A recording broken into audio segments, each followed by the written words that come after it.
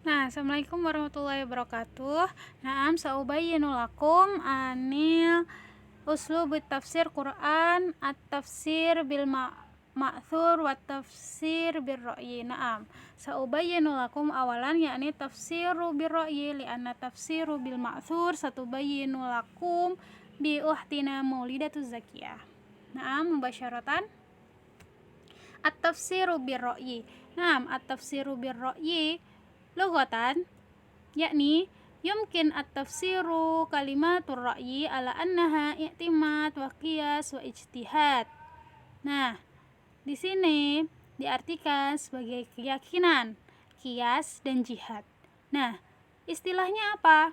Secara istilah, tafsir yang diambil berdasarkan ijtihad dan pemikiran mufassir. Namanya aja birro'yi, tafsir birro'yi. Jadi dia tafsir ini adalah ijtihad dan pemikiran mufassir setelah mengetahui bahasa Arab dan metodenya. Dalil hukum ditunjukkan dalam penafsiran. Contoh asbabun nuzul dan nasih wal mansuh. Nah, setelahnya asyurutu tafsir Quran bi istihdamil aqli aw ra'yi. Awalan, yakni syarat menjadi penafsir ayat Al-Quran. Syaratnya yang pertama, itqanul lughah arabiyah wa furu'iha. Nah, menguasai bahasa Arab dan cabang-cabangnya. Alasan utama mengatakan disebut ilmu bahasa Arab dan ilmu lainnya untuk menjelaskan atau menafsirkan ayat Al-Quran, karena ayat Al-Quran berbahasa Arab. Nah, itu ada 3 poin.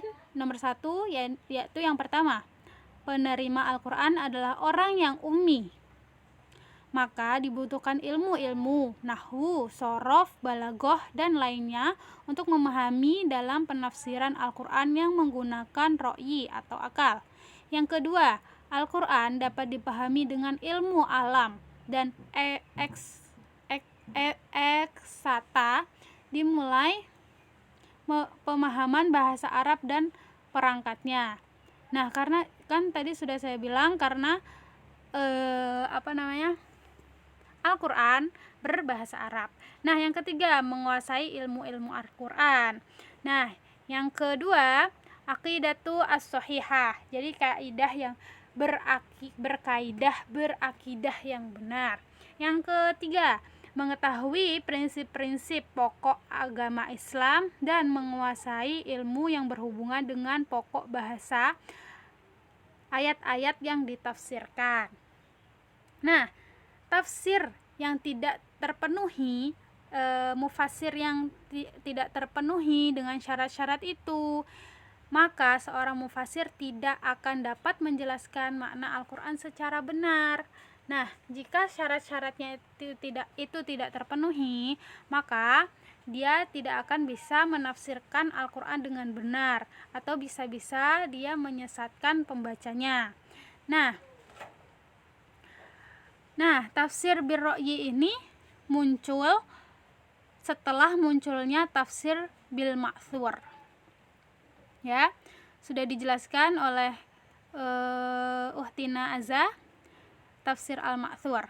Nah, sekarang sababu zuhuri uslubit tafsir fir ra'yi. Nah, penyebab munculnya corak tafsir bir ra'yi. Penyebabnya apa? Kemajuan, semakin majunya ilmu, semakin majunya ilmu keislaman yang diwarnai dengan lahirnya beragam disiplin ilmu, karya ulama tafsir, corak tafsir, metode penafsiran berdasarkan bidang-bidang ilmu masing-masing. Maka tafsir itu lahir berdasarkan dengan metode penafsiran seseorang mufassir yang didasarkan oleh latar belakang disiplin ilmu yang dikuasai.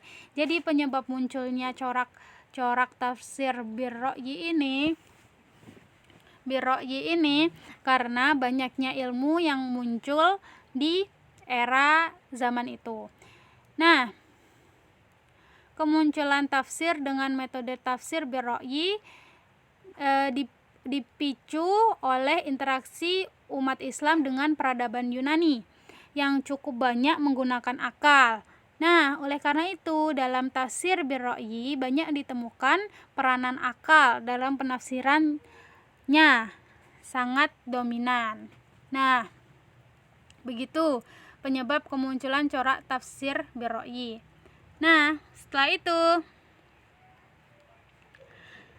Imam Sayuti an mabadi'u allati yajibu an ta'khudu fi tafsiril Qur'an yahitsu yakunu hunaka arba. Nah, fi hadzal bahas yakni Imam Sayuti menegaskan bahwa prinsip-prinsip yang harus dipegangi dalam menafsirkan Al-Qur'an birra'yi. Nah, prinsip-prinsipnya ini ada 4. Yang pertama, dikutip dari Rasul dengan menghindari hadis-hadis dhaif dan maudhu. Kedua, mengambil dari pendapat para sahabat dalam hal tafsir karena kedudukannya dan marfu. Karena kedudukannya adalah marfu. Nah, yang ketiga mengambil berdasarkan bahasa Arab secara mutlak karena Al-Qur'an diturunkan dengan bahasa Arab. Yang keempat, mengambil berdasarkan ucapan yang populer di kalangan orang Arab serta sesuai dengan ketentuan syarat. Nah, itu adalah prinsip-prinsip yang harus dipegangi dalam menafsirkan Al-Qur'an birra'yi. Nah, di sini juga para ulama telah berselisih mengenai kedudukan tafsir ar-ra'yi ini. Sebagian memperbolehkan dengan tafsir ar-ra'yi ini, dan sedangkan yang lainnya tidak memperbolehkan. Nah, kenapa? Karena itu pandangan karena at-tafsir ar-ra'yi ini dianggap hanya dari pemikiran. Makanya ada pendapat-pendapat ulama yang memperbolehkan dan ada yang tidak memperbolehkan. Nah, tafsir ar-ra'yi ini ada 2 macam. Tafsir ar-ra'yi yang terpuji dan tafsir ar-ra'yi yang tercela. Yang terpuji itu adalah penafsiran dengan ijtihad yang menggunakan kaidah dan persyaratan sehingga jauh untuk menyimpang. Nah, yang kedua adalah yang tercela, yaitu apabila penafsirannya tidak memenuhi beberapa persyaratan hingga ia berada dalam kesesatan dan kejahilan. Nah, itu 2 macam syarat, 2 macam tafsir ar-ra'yi. Nah, yang setelahnya Al-masdar tafsir huwa tafsir birra'yi. Nah, sumber, maaf itu ada typonya. Nah, ini sumber penafsiran tafsir birra'yi. Yang pertama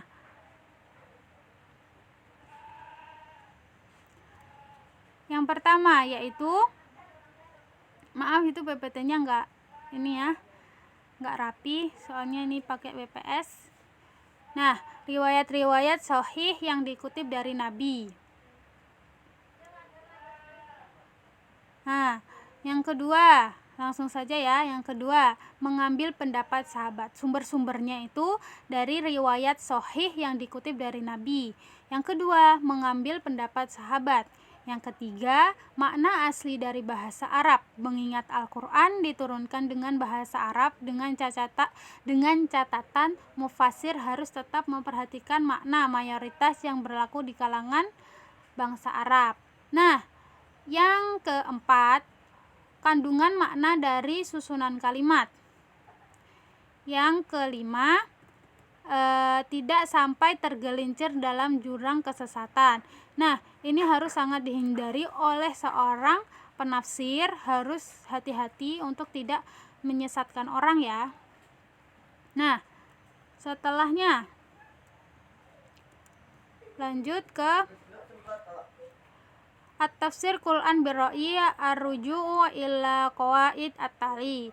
Nah, dengan at-tafsir ar-ra'yi ini mempunyai pedoman dan kaidah sebagai berikut.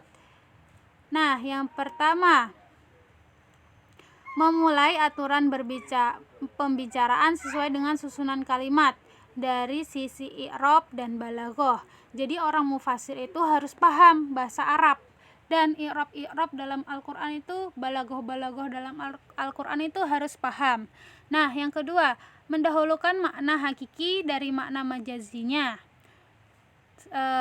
Terus memperhatikan sebab diturunkan suatu ayat. Nah, asbabun nuzul itu juga harus diperhatikan ya bagi mufasir. Nah, badaha, memperhatikan korelasi antara ayat pertama dan setelahnya. Apa hubungan antara ayat, korelasinya antara ayat pertama dan setelahnya. Nah, selanjutnya memperhatikan tujuan dasar dari runtunan suatu ayat.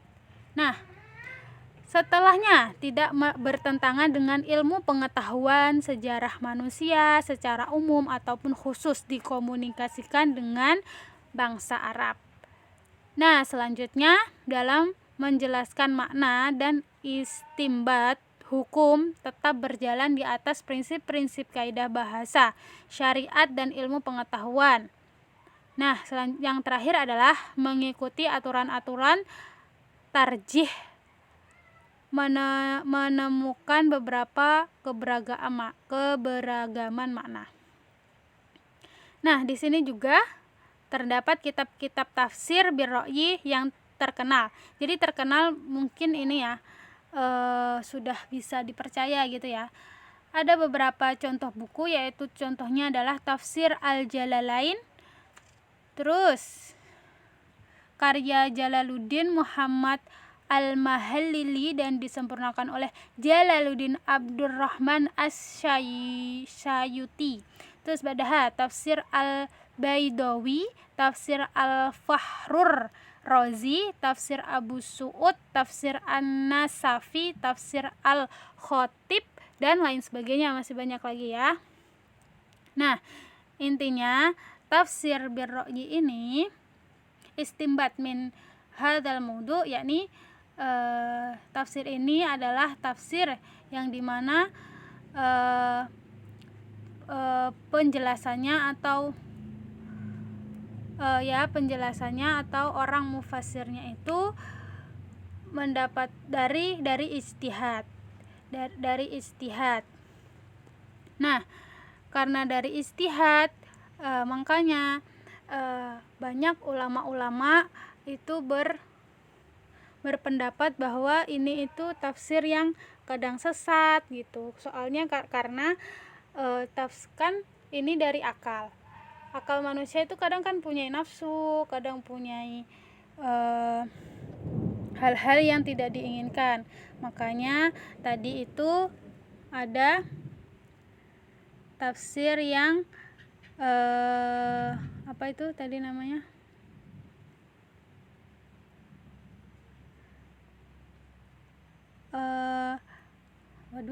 lupa, tafsir. Nah, tafsir terpuji dan tercela. Nah, cukup sekian dari saya. Idza kana wajatum al khata atlubu afan minkum. Syukran ala husni ihtimamikum. Wassalamualaikum warahmatullahi wabarakatuh.